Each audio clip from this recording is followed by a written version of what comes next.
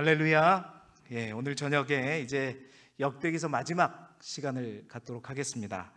이제 계속 하다 보니까 새벽에 또 너무 많은 얘기를 더 자세히 하다 보니까 저녁에 하는 게 많이 겹쳐요. 그래서 새벽에 안 나오신 분들은 이제 덜 그러겠지만 매일마다 새벽에 나와서 제 설교를 들은 사람은 이건 이제 다 아는 얘기인데 이럴 수도 있습니다.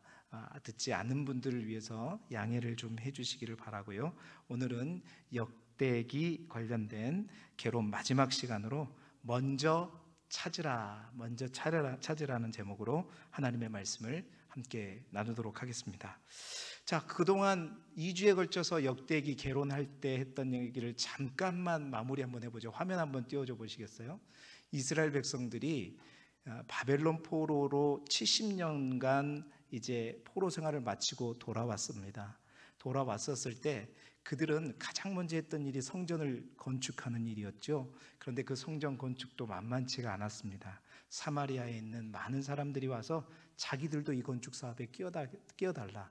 그러나 이미 아수르에 의해서 사마리아가 멸망될 때부터 사마리아는 혼혈 정책으로 인해서 순수한 이스라엘 형통이 아니었기 때문에 이스라엘 백성은 그 성전을 짓는 일들 가운데 사마리아인들을 배제시키게 되었죠. 그러면서 그때부터 시작된 방해 공작이 사실은 이스라엘 백성들이 이제 2차 포로로 돌아오고 약 100년 동안 지속되었습니다. 그 방해 역사가 100년 동안 지속되는 가운데 겨우겨우 이제 학개와 스가랴 선지자의 이제 예언과 권면을 통해서 성전을 짓게 됐어요. 옛날 솔로몬의 성전에 비하면 초라했지만 어찌됐든 수룹바벨을 중심으로 성전을 건축했는데 그 성전 이제 화려하지는 않았지만 그래도 그들의 신앙의 중심이 될 수 있었는데 그 성전을 짓고 나면 뭔가 제대로 될 줄 알았죠. 여전히 그 성전이 지어졌음에도 불구하고 그들의 삶은 여전히 똑같았고, 그리고 여전히 저 사마리아에 있는 많은 사람들은 이스라엘 백성들을 괴롭혔고, 또 주변에 있는 모압과 암몬과 수많은 주변국들이 어떻게 해요? 다시 이스라엘이 자리를 잡고 회복되는 것을 원하지 않겠죠. 그러다 보니까 계속해서 이제 방해도 하고 또 쳐들어오고 이러는 겁니다. 옛날 같았으면 힘이 있었으니까 그 이방국들을 다 또 싸워보기도 하고 그랬겠지만 포로에서 돌아온 사람들이 무슨 힘이 있겠어요. 그러니까 이제 가면 갈수록 더 힘들어지는 거예요. 100년이 흘러도 역시 그대로다. 그러면서 그들 안에 생겼던 질문이 있었다 그랬죠. 그 첫 번째 질문이 하나님이 이제 우리를 버리신 거 아닌가. 우리는 하나님이 택한 하나님의 백성이요 하나님의 선민 이스라엘인데 우리가 아직도 선민이 맞는가? 선민이 맞다면 하나님께서 어떻게 우리를 이대로 내버려 두실 수 있는 것인가? 그러면서 뭐까지 흔들리냐면 하나님께서 아브라함과 이삭과 야곱을 거쳐서 해주신 그 언약이 다윗을 거쳐서 내 나라 왕위가 영원히 경고하게 하리라라고 하는 다윗의 언약을 주셨음에도 불구하고 그렇다면 그 영원하리라 하는 그 약속은 뭔가 지금? 그러면 다윗의 언약 또한 유효하지 않는 것 아닌가? 그들의 생각, 그들의 고민은 오늘 아침에 제가 얘기했던 것처럼 그러한 문제가 있을 때 더 하나님을 붙들고 하나님 앞에 나아가야 됐었는데 어떻게 했죠? 자신과 대화를 했던 거예요. 끊임없이 우리는 끝난 거 아닌가? 우리는 선민이 아니고 다윗의 언약은 다 물 건너간 거 아닌가? 그 결과 자기와 끊임없이 대화하다 보니까 염려가 생기고 염려 끝에 좌절하게 되고 절망하게 됐죠. 이렇게 살지 말자. 우리가 선민이라고 하나님 말씀 지키고 살지 말고 그냥 이방 여자들과 우리 혼인해서 사돈을 맺자. 그럼 적어도 우리를 괴롭히지는 않을 거 아닌가. 그러면서 옛날 가나안 땅에 처음 들어왔을 때 이스라엘 백성들이 가나안 원주민들과 혼인을 했듯 똑같은 상황이 또 벌어지는 거였어요. 바로 그렇게 해서 정말로 그게 올무가 되고 또 가시가 돼서 결국 이스라엘 백성들이 우상 숭배가 시작되고 그래서 하나님과 멀어져서 70년 동안 바벨론 포로로 끌려갔었는데 다시 그 고생을 하고 돌아와서 고민하고 염려하고 그러다가 결국 어떻게 해요? 다시 가나안 땅에 돌아서 데자뷰처럼 옛날 그 모습으로 또 돌아가고 있는 이 모습들, 2차 포로로 돌아왔던 에스라가 이 모습을 보면서 기가 막힌 거죠. 어떻게 이럴 수가 있느냐? 에스라는 2차 포로로 돌아올 때 내가 하나님의 말씀을 잘 알고 또 많은 자료들이 있으니까 이걸 가지고 이스라엘 백성들을 열심히 이제 다시 가르치고 세우겠다, 제사장으로서. 그런 마음으로 돌아왔는데 그들의 상황들이 보니까 옛날 가나안 땅의 그 첫 모습 그대로, 이대로 가다간 어떻게 해요? 그 결말은 똑같이 또 포로가 될 거란 얘기죠. 아니다. 그러면서 제2의 복임 사람들, 그때도 복임에서 사람들이 울었잖아요. 하나님께서 너희와 함께하지 않을 것이다, 너를 지키지 않을 것이다. 그때 막 울고 예배만 드리고 말았는데 이제 에스라는 울고 예배만 드리고 금식할 뿐만 아니라 이제 개혁을 단행하죠. 그 개혁을 단행하면서 자기가 가지고 있는 많은 자료들을 다 모아서 20년 동안 그것을 잘 모아가지고 아까 그 있던 세 가지 질문, 하나님께서 우리를 버리셨는가? 아니면 또 우리는 아직 선민인가? 다윗의 언약은 유효한가? 그거에 대한 직접적인 답이 될 수 있도록 이스라엘의 역사들, 그 백성들이 포로 기간 때 봤던 역사서가 바로 신명기 역사서였는데 그 역사, 신명기 역사서 속에 있는 자료를 바탕으로 정말로 이스라엘의 역사를 다시 기술하기 시작해요. 그러면서 네 가지 관점으로 하게 된다고 그랬죠. 다윗의 언약은 끝나지 않았다 뿐만 아니라 그러니까 다윗의 언약은 끝나지 않았다, 이걸 어떻게 해요? 하나님께서 다윗에게 언약하신 그 언약에 대해서 분명하게 설명하고 다윗의 언약이 어떻게 이스라엘 백성들의 역사 가운데 성취되었는가를 찾아내는 거죠. 그들이 아는 역사는 불순종에서 저주받아가지고 바벨론 포로로 끌려가는 역사가 그들의 역사 인식의 결말이었는데 그 불순종에서 저주받은 역사 속에 하나님께서는 다윗에게 언약하신 약속을 성실하게 신실하게 지켜가셨다.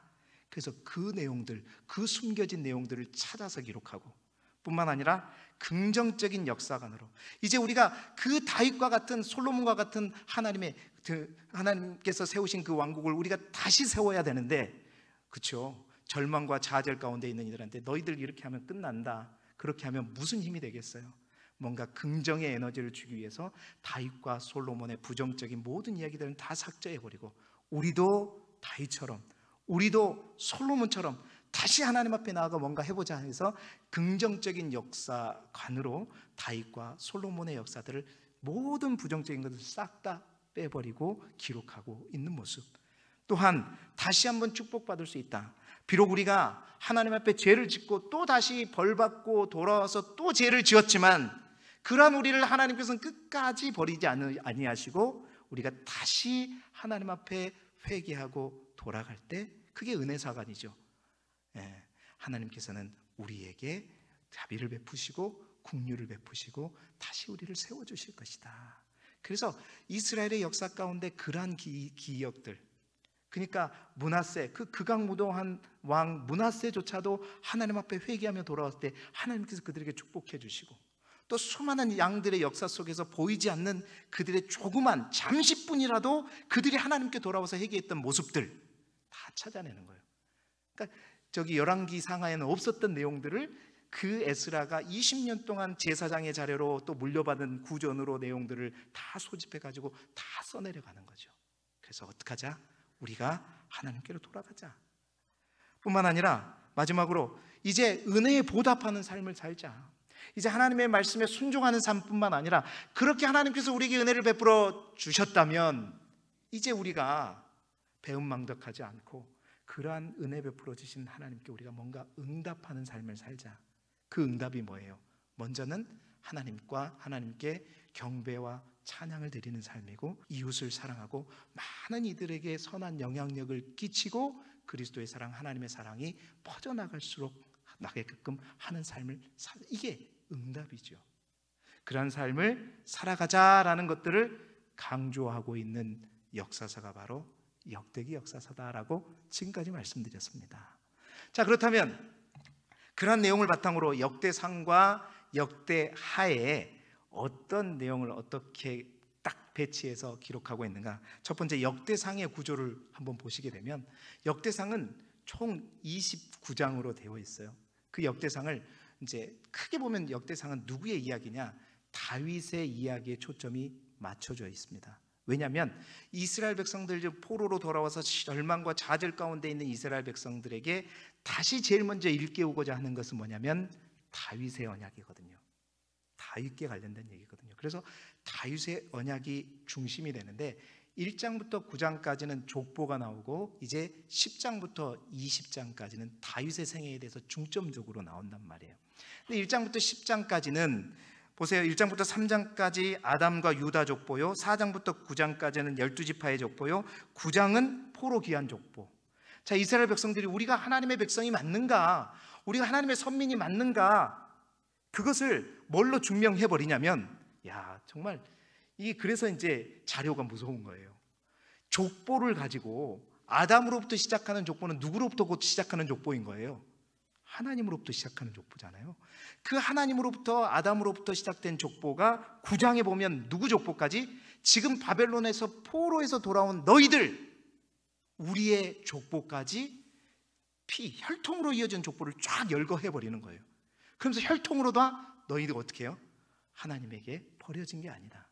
하나님은 그 혈통을 끊지 아니하시고 그 너희가 하나님의 백성임을 여기까지 끌고 오셨다라는 것을 족보를 통해서 알려주시고, 또한 그 족보가 또 역할을 하는 것이 뭐냐면 역대상도 이 족보를 통해서 창세기부터 다윗이 등장할 때까지의 모든 역사를 다 뭘로 다 가름해버리냐면 누구를 낳고 누구를 낳고 누구를 낳고 누구를 낳고. 그러니까 역대상은요, 역대기는 단순히 다윗 이야기부터 분열 왕국 때까지 이야기만 아니라 사실 족보를 통해서 창세기부터 얘기하고 있는 것입니다. 그래서 이스라엘의 모든 역사, 창세기부터 모든 역사를 족보에서부터 쭉 시작해가지고, 그렇죠, 그 사이사이에 있는 사람들의 얘기, 뭐 야베스 그 사람 몇 사람 빼놓고는 다 그냥 몇 대를 거쳐서 누구 낳고 누구가 낳고 그러면 몇십 년이 지나가 버리잖아요. 그렇게 쭉쭉 해서 연결하고 있는 것이죠. 그래서 결국 누구에게로 초점이 맞춰지냐면 다윗의 생애로 맞춰집니다.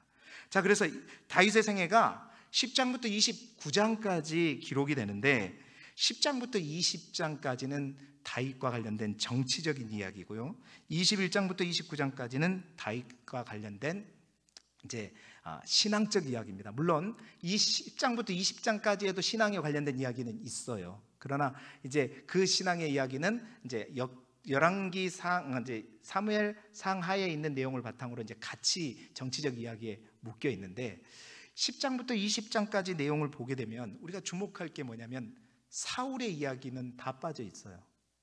그러니까 사울은 뭔만 기록하냐면 사울이 왜 어떻게 죽게 되었는가만 얘기하고 있어요.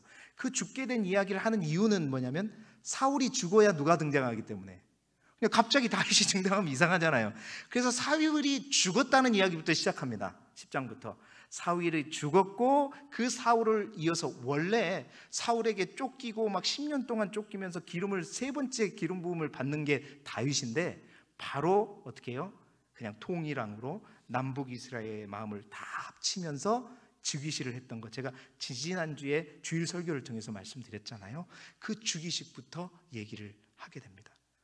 그러면서 다윗이, 그렇죠, 이제 하나님이 원하시는 신정국가의 왕으로 세워져서 다윗이 얼마나 정말 하나님의 뜻에 합한 왕이었는가. 그래서 다윗이 하나님께서 약속하셨던 대로 그가 얼마나 이제 번성하였는가를 초점을 맞추고 기록하고 있죠. 그래서 제일 먼저 소개되는 것이 뭐냐면 통일왕 다윗으로 즉위해가지고 곧바로 뭐냐면 다윗의 군대 이야기가 나옵니다. 엄청난 군대들. 이게 뭐야?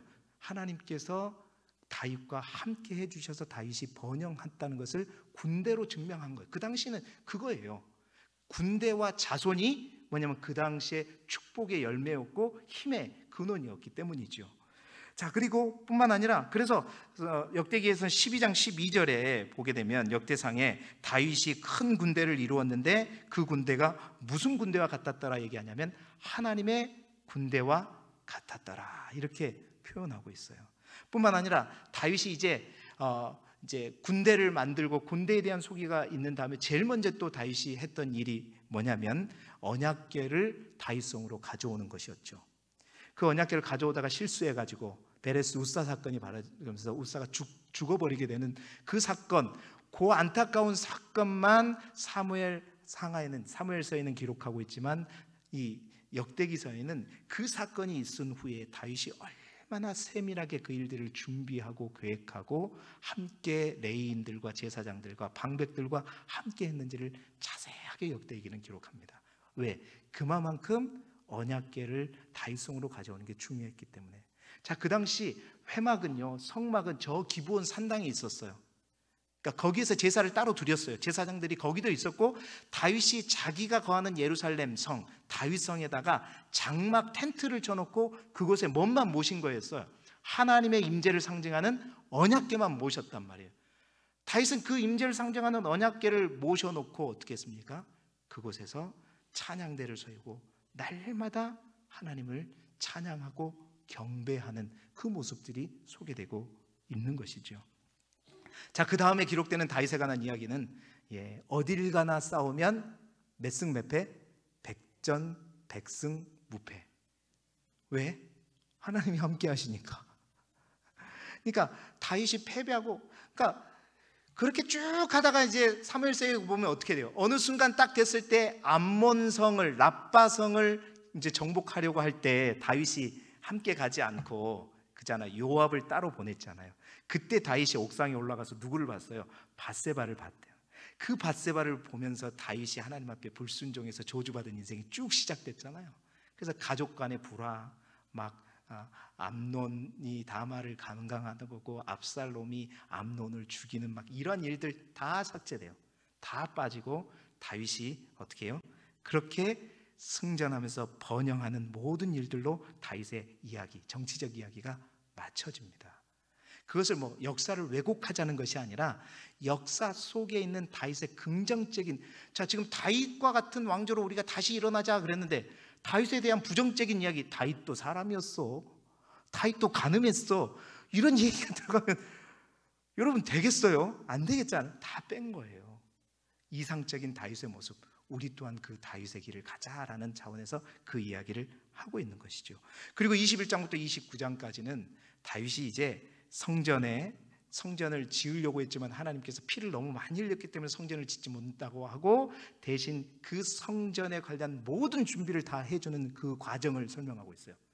그러니까 사무엘서에는 전혀 없는 내용이죠. 뿐만 아니라 아직 성전이 지어지지도 않는데 그 성전이 지어지게 되면 그 성전에서 일할 사람들에 관한 이야기까지, 제사장 조직을 다 정비하고요, 또 문지기를 24개의 반열로 해가지고 1년 48주 동안에 2주씩 그것들을 감당하게 하고, 찬양대도 그때 조직했죠. 24반을 24개의 반을 해가지고 제비를 뽑아가지고 1년에, 그러니까 히브리 달력에서 1년은 48주라고 얘기했잖아요.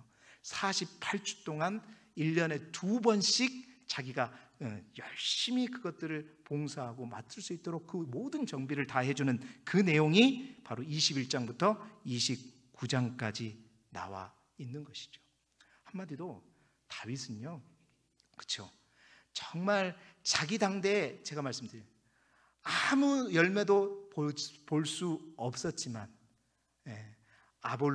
다윗은, 바울은 심고 아볼로는 물주고 여호와께서는 자라게 하시듯 다윗은 끊임없이 심었다라고 말씀드렸죠. 바로 그 내용이 바로 역대상 마지막 부분에 나오는 거예요. 사무엘상은 전혀 없는 내용이죠. 그래서 역대상은 그렇게 내용이 편성되어 있습니다. 그리고 역대하는 넘어가면 이제 다윗 이후의 왕 누가 등장하죠? 솔로몬이 등장합니다. 그러면 다윗에게 주신 하나님의 언약대로 하자면 솔로몬에게 있어서 가장 중요한 것은 뭐냐면, 다윗의 언약 속에 보면 내가 내 씨를 세워가지고 그 아들을 통해서 내가 나의 집을 지을 것이라고 했고, 그 아들의 왕위가 견고하게 될 것이고 그를 통해서 한 왕조를 세울 것이고 그의 나라 왕위가 영원하게 될 것이다. 이게 다윗의 언약이잖아요. 이제 그 다윗의 언약이 어떻게 성취되어 가는가를 그대로 설명해 주는 것이 이제 역대하의 내용이란 말이에요.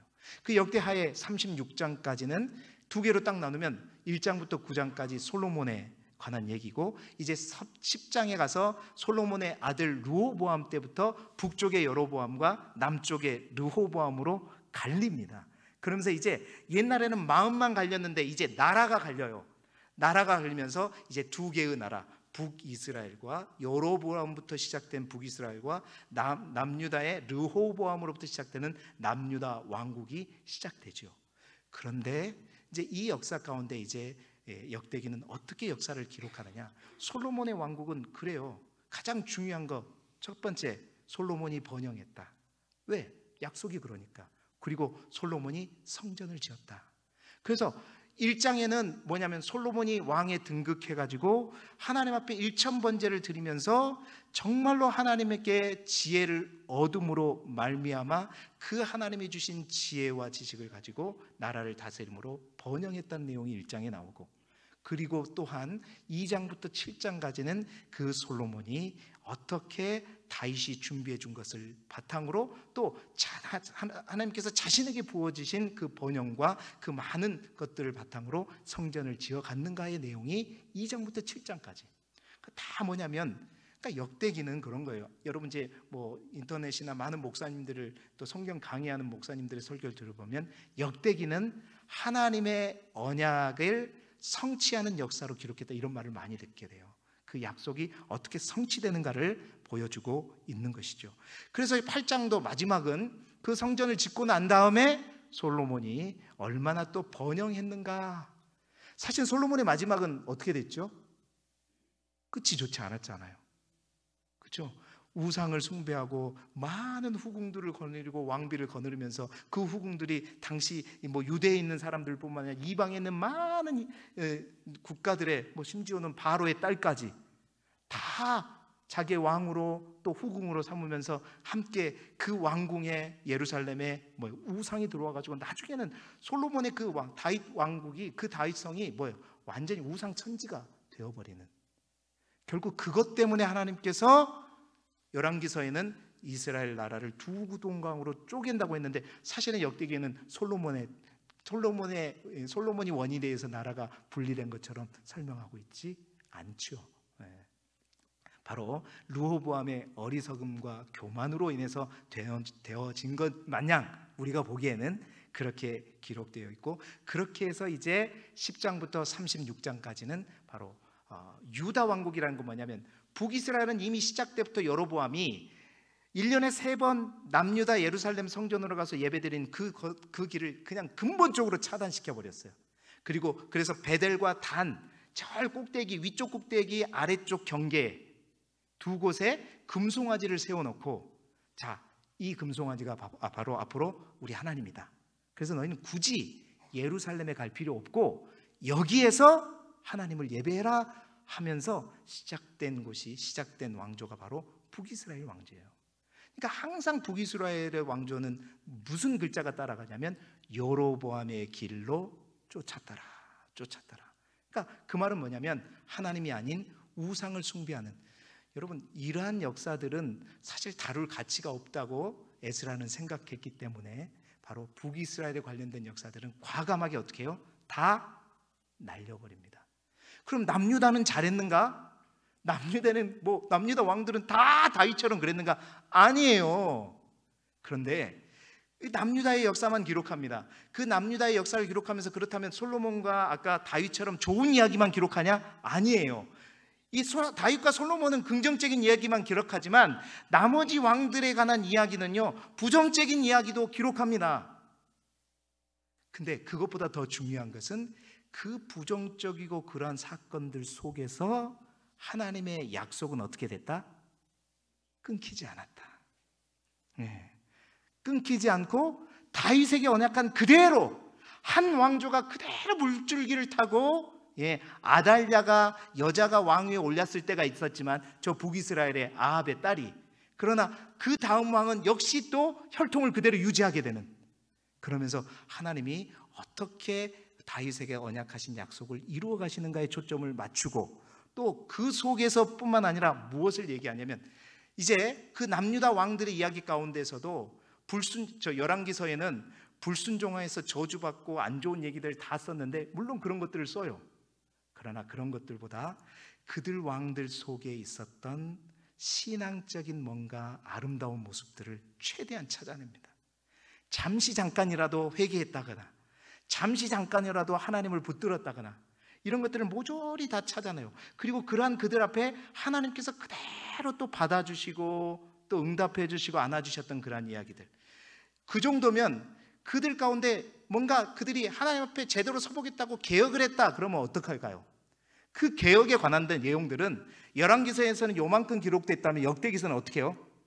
이만큼 샅샅이 뒤져가지고 다 긁어 모아가지고 그냥 그 뒤에 있는 비하까지 다 해가지고 이렇게 하나님 앞에 뭔가 개혁을 하죠. 왜 개혁에 집중을 했겠어요? 지금 에스라가 이스라엘 백성들을 다시 영적으로 갱신하고 세워가는 그 과정 속에 되어지는 역사서이기 때문에 이 개혁은 너무나도 중요한 거예요. 그래서 그 하나님 앞에 몸부림치려고 했던 그들의 이야기, 아사, 아비야, 또 여호사밧, 여호야다, 히스기야, 또 요시야, 심지어는 아까 말했던 므낫세조차도 그들 가운데 있는 영적으로 신앙적인 이야기들을 14장부터 36장까지 유다 왕들의 이야기 가운데 그냥 샅샅이 좋은 그런 영적인 이야기들을 다 찾아내서 기록하고 있는 거죠. 그래서 지금 바벨론 포로로 돌아온 이스라엘 백성들 가운데 우리 하나님이 얼마나 신실하신가, 그 신실하신 하나님이 너희들이 지금 비록 버벅거리고 힘들고 좌절하고 절망하고 있을 때에도 하나님은 여전히 일하고 계시고, 너희들은 느끼지 못하지만 하나님은 지금 나를 통해서도 뭔가 작업을 하시면서 하나님의 다윗의 왕조들을 결국 이어가셔서 어디까지? 우리가 그토록 기다리는 메시아까지 바라보게 하시죠. 그래서 이 에스라를 통해서 유대교의 뿌리가 되고 에스라가 유대교의 창시자라고 얘기하고 있는 것입니다. 자, 그렇게 해서 마지막 36장에 유다의 멸망까지 기록하고 있는 것이 역대하이고, 그 이후의 역사는 이제 에스라, 에스더, 느헤미야조차도 바로 이 역대기 관점에서 쓰여진 역사서다라는 것이죠. 자, 이제 역대상, 역대사에 대해서 우리가 이제 역대하에 대해서 다 알아봤는데, 마지막으로 오늘 제가 이 역대기에 있는 또 하나의 중요한 어떤 포인트가 있다면 이것이 아닐까 생각해서 말씀을 함께 나누기를 원하는데, 그게 뭐냐면 오늘 우리가 읽었던 본문의 말씀이 뭐냐면 분열 왕국 이후에 처음으로 이제 나라가 분열되고 처음 종교 개혁을 단행했던 한 왕의 이야기입니다. 그 왕이 누구냐면 처음으로 르호보암 다음에 아비야, 그 다음에 아사로 넘어가는데 그 세 번째 왕이었던 아사 왕 때 처음으로 종교개혁을 실시해요. 두 차례에 걸쳐서 아사 왕이 종교개혁을 실시하는 그 내용 가운데 있는데, 그 아사의, 새벽에도 말씀드렸지만 그 아사가 종교개혁을 하는데 모토가 있었어요. 신조가 있었단 말입니다. 뿌리요 근간이 있었어요. 그게 뭐냐? 바로 여호와를 찾으라라는 거였어요.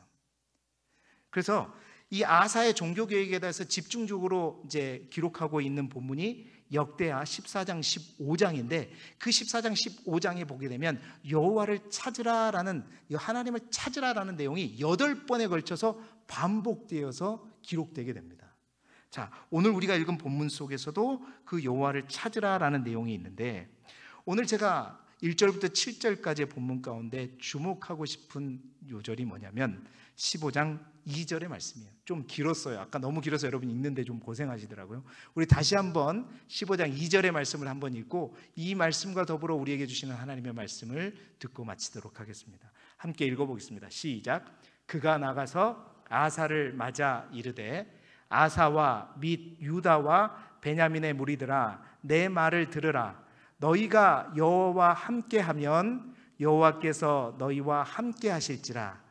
너희가 만일 그를 찾으면 그가 너희와 만나게 되시려니와 너희가 만일 그를 버리면 그도 너희를 버리시리라. 자, 여기 보니까 그 종교교육의 모토였던 그게 나오죠. 뭐예요? 너희가 만일 그를 찾으면 그가 너희와 만나게 되시려니와 말하고 있어요. 그런데 여기에서 제가 주목하는 건 노란 글로 된 부분들입니다. 공통되는 부분이 있어요. 만일 너희가 땡땡땡 하면 하나님께서 너희에게 땡땡땡 해줄 것이다. 요 문장이 3번에 걸쳐서 반복되고 있죠. 그렇죠? 이 말씀을 통해서 우리가 알 수 있는 중요한 메시지가 하나 있다는 거예요. 그게 뭐냐? 누가 먼저 해야 되느냐라는 것입니다. 누가 먼저 해야 되냐? 우리가 먼저 해야 되는 것이냐? 아니면 하나님이 먼저 해야 되는 것이냐? 여러분, 성경에는요, 성경 말씀, 하나님께서 이스라엘 백성들을 이끌 때마다 또 우리와 함께 하시는 하나님도 마찬가지입니다. 성경에 보면 2가지가 다 있어요. 그러니까 하나님이 먼저 행하실 때가 있고, 또 어떨 때는 반드시 하나님이 우리에게 먼저 행하라고 하십니다. 하나님이 앞서서 가실 때가 있고, 그러니까 우리가 하나님보다 앞서면 안 될 때가 있다는 거죠. 또 어떨 때는 우리가 먼저 하나님보다 먼저 행동해야 우리의 행동이 뭘 결정지냐면 하나님의 행동을 결정지게 하는 그런 얘기가 있다는 거예요. 자, 예를 들자면 그런 거죠. 이스라엘 백성들이 출애굽에서 홍해를 건널 때 보게 되면 출애굽기 14장 13절 14절의 말씀을 우리 함께 보게 되면, 보세요. 모세가 백성에게 이르되 너희는 두려워하지 말고 가만히 서서 여호와께서 오늘 너희를 위하여 행하시는 구원을 보라. 너희가 오늘 본 애굽 사람을 영원히 다시 보지 아니하리라. 여호와께서 너희를 위하여 싸우시리니 너희는 어떻게 있으라고요? 자, 무엇이 순종이에요? 내가 열심히 해보겠다고. 하나님, 내가 한번 해볼게요. 죽어라고 열심히 해. 최선을 다해. 언제나 우리는 최선을 다하고 열심을 다하고 힘을 다하면 다 좋은 거라고 생각하잖아요. 아니다. 아닐 때도 있어요. 바로 이때입니다. 이때는 뭐 해야 돼요? 뭐가 불순종이에요? 열심히 하면 불순종이에요. 이때는 뭐가 순종이에요? 가만히 있는 게 순종이에요. 우리가 이거를 알아야 됩니다. 하나님은 우리 입장에서는, 우리는 아이들에게 가르쳐요. 최선을 다하고 열심을 다하고 힘을 다하면 무조건 선하고 아름답고 좋고, 그것은 세상이 말하는 거죠. 물론 하나님 앞에서도 분명히 그런 부분이 있다는 걸 제가 다음에 말씀드리지만, 때로는 하나님께서 반드시 가만히 있으라, 침묵하라, 내가 말할 때까지 기다리라, 나의 뜻보다 앞서지 마라, 내가 가르치는 길을 벗어나지 마라, 내가 지시할 땅 그곳을 말씀하면 떠나라. 그런데 그때 우리가 하나님의 뜻보다, 하나님의 방법보다, 하나님의 생각보다 앞서게 되면 그건 다 뭐예요? 하나님 앞에 불순종입니다. 여러분, 우리가 그것을 알아야 돼요. 그래서 가만히 있으면서 하나님이 행하시는 것을 기다리고 지켜보아야 할 때가 있다는 거예요. 자, 신명기 1장에도 보면 이제 모세가 가나안 땅을 앞에 두고 이제 마지막 설교를 하는 가운데, 모세가 민수기 14장에 있었던 12종탄꾼을 저 가나안 땅에 보냈다가 10종탄꾼의 잘못된 보고에 의해서 이스라엘 백성들이 울고 불고하면서 하나님 앞에 반역했던 사건을 추억하면서 이제 이 출애굽 2세대들에게 설교할 때 이런 말을 해요. 신명기 1장 29절 30절의 말씀, 우리 함께 읽어볼까요? 시작. 내가 너희에게 말하기를 그들을 무수하지 말라, 두려워하지 말라. 너희보다 먼저 가시는 너희의 하나님 여호와께서 애굽에서 너를 위하여 너희 목전에서 모든 일을 행하신 것 같이 이제도 너희를 위하여 싸울 것이며. 여러분, 여기서 우리가 주목해야 할 건 뭐냐면, 여러분, 우리가 이미 모세오경을 쭉 봤는데 하나님께서 이스라엘 백성들을, 아니 아브라함을 이 땅에 보내실 때도, 이 가나안 땅에 오게 하실 때도 아브라함이 그의 며느리 리브가를 또 선택하려 그의 종을 보낼 때도, 또 출애굽해서 이스라엘 백성들을 가나안 땅으로 끌고 가실 때에도 하나님께서 항상 얘기했던 게 있어요. 그게 뭐냐면, 내가 먼저 가겠다, 내 사자를 먼저 보내겠다. 그 하나님은 어떻게 표현되냐면, 먼저 가시는 너희 하나님 여호와께서라는 말이 자주 등장합니다.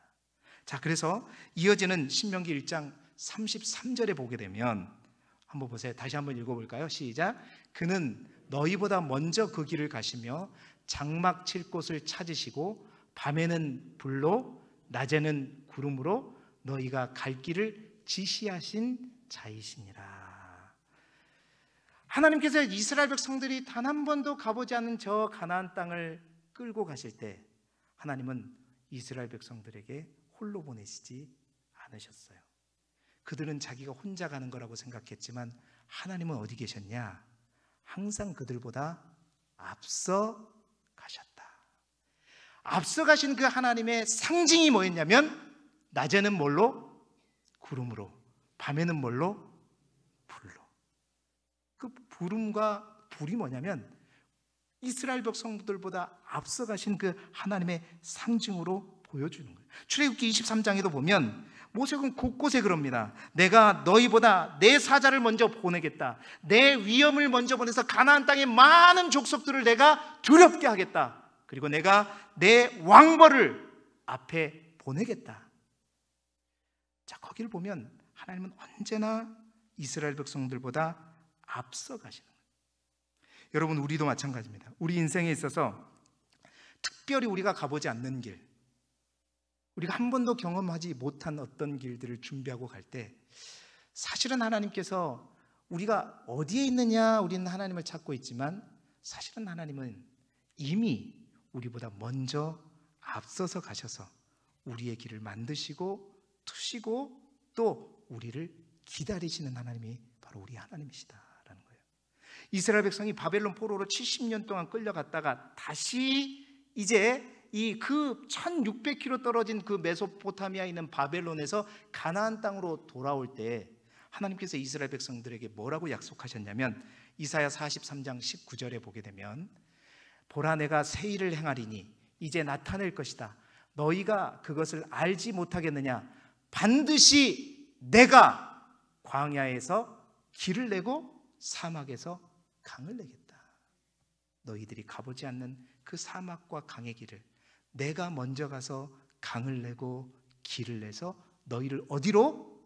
이제 너희의 처음 떠났던 그 장소로 되돌아오게 할 것이다.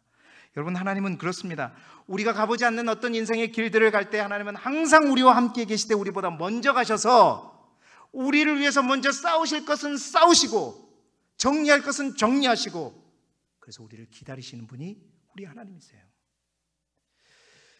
사도 바울 또한 우리 인생의 여정 가운데 하나님께서 우리를 구원하시는 여정에 대해서 로마서에 말씀할 때 로마서 8장 29절부터 30절에 이렇게 얘기합니다. 하나님이 미리 아신 자들을 또한 그 아들의 형상을 본받게 하기 위하여 미리 정하셨으니 이는 그로 많은 형제들 중에서 맏아들이 되게 하려 하심이니라. 또 미리 정하신 그들을 또한 부르시고 부르신 그들을 또한 의롭다 하시고 의롭다 하신 그들을 또한 어떻게 했다? 영화로. 여기서 우리가 주목할 때 하는 건 하나님께서 미리 하셨다는 거예요. 미리 아시고 미리 정하시고 미리 정하시는 그들을 부르시고 부르신 그들을 또한 의롭다 하시고 또 의롭다 하신 그들을 영화롭게. 이것이 바울이 말하는 구원의 여정이라고 하는 거잖아요. 그 구원의 여정 가운데 하나님의 위치는 어디냐? 우리를 따라가는 게 아니라 항상 우리보다 앞서서 먼저 가셔서 우리를 이끄시고 붙드시고 기다리시고 책임지시는 하나님이시다. 사랑하는 성도 여러분, 우리 모두가 그 하나님을 온전히 붙들고 나아갈 수 있기를 소망합니다. 우리 하나님은 앞서가시는 하나님이세요. 미리 하시고 우리보다 먼저 행하시는 하나님이십니다. 그 하나님 앞에 내 뜻과 내 방법이 먼저 나아가지 않기를 바라요. 그런데 오늘 본문은 좀 다르다는 거예요. 오늘 본문은 다시 말해서 하나님께서 새로운 길과 어떤 장기적으로 어떤 일들을 갈 때 하나님께서 반드시 먼저 가시고 우리를 인도하시지만 이럴 때가 있단 말이에요. 이미 가나안 땅에 도착했어요.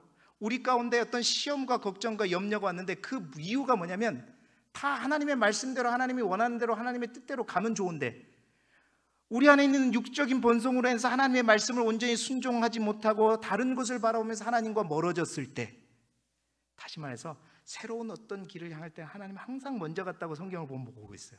그러나 이미 도착한 그곳에서 우리가 갈 길을 잃어버리고 어둠 가운데 거하고 하나님과 멀어져 버렸을 때는 하나님 반드시 요구합니다. 하나님이 먼저 우리를 찾아오시는 것이 아니라 뭐라고요? 우리가 먼저 행하기를 원하신다. 역대하는 뭐냐면 이스라엘 백성들을 이미 돌아오게 하신 거에 속에서 하나님 먼저 이끄시고 돌아오셨지만 그 가운데서 그들이 하나님의 성전을 짓고 절망과 좌절 가운데 있으면서 다시 죄를 짓고 하나님부터 멀어져 버린 그때에 하나님은 그들을 버리시지는 않아요. 모른다 하시지는 않습니다. 그러나 그들이 먼저 행해야 돼요. 그게 뭐예요? 우리가 여호와를 찾는 것입니다. 다시 하나님께로 돌아가는 거예요. 먼저 찾아야 되는 거예요. 제가 자주 비유하는 누가복음 15장에 있는 탕자의 비유 잘 아시잖아요. 그렇죠? 탕자의 작은 아들, 그 탕자 비유에서 그 작은 아들, 자기가 올려받을 유산을 미리 다 받아가지고 저 멀리 떠나가가지고 자기 쓸대로 딱 완전히 망해버렸잖아요. 망해버렸을 때 그가 다시 아버지의 집을 향해서 돌아갈 때 여러분, 하나님이 먼저 찾으러, 아들을 찾으러 가시지 않습니다.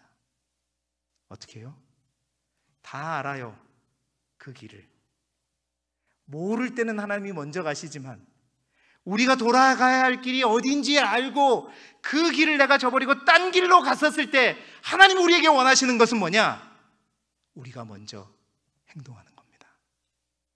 내가 하나님 앞에 먼저 무릎 꿇고 내가 먼저 하나님을 찾아야 되고 내가 하나님 앞에 돌이켜야 되고 내가 결심하고 아버지의 집으로 돌아가야 돼요. 돌아가게 되면 그 아버지는 어디 계실까요? 오매불망 돌아오기를 기다렸다가 우리를 안아주시고 만나주시고 잔치해주시고 세워주시고 일으켜주시는 거예요. 이게 역대기의 메시지입니다. 돌아오라.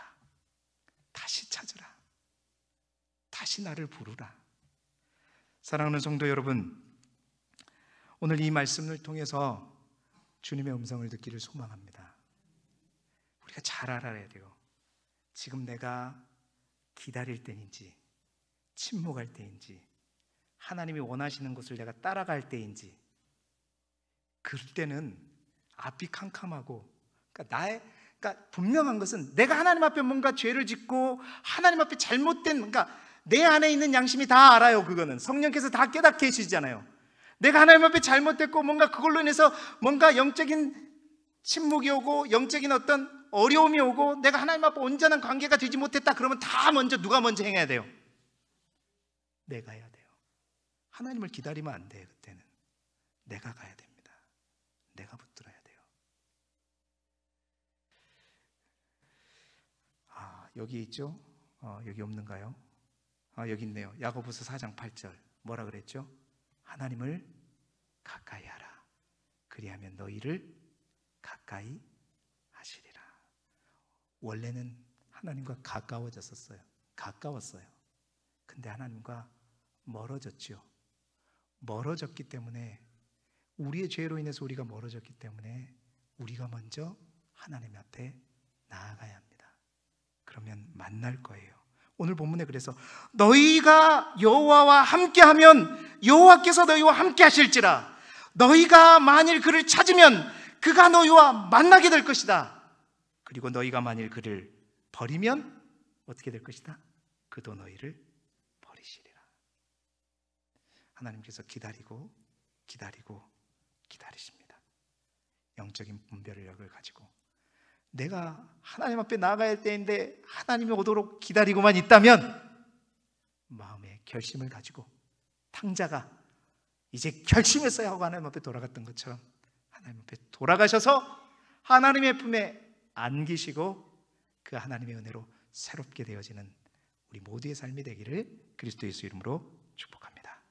기도드리겠습니다. 하나님 아버지, 영적인 분별력을 갖게 도와주시고 참으로 내가 하나님을 온전히 따라가고 순종하며 가만히 서 있을 때인지 기다릴 때인지 아니면 내가 하나님 앞에 달려나아가 하나님을 찾고 부르짖고 붙잡을 때인지 깨닫게 하여 주셔서 날마다 때마다 우리가 하나님과 가까워지게 도와주시고 하나님과 함께하는 삶을 통해 우리의 모든 인생이 복되고 아름다운 인생이 되게 하여 주옵소서.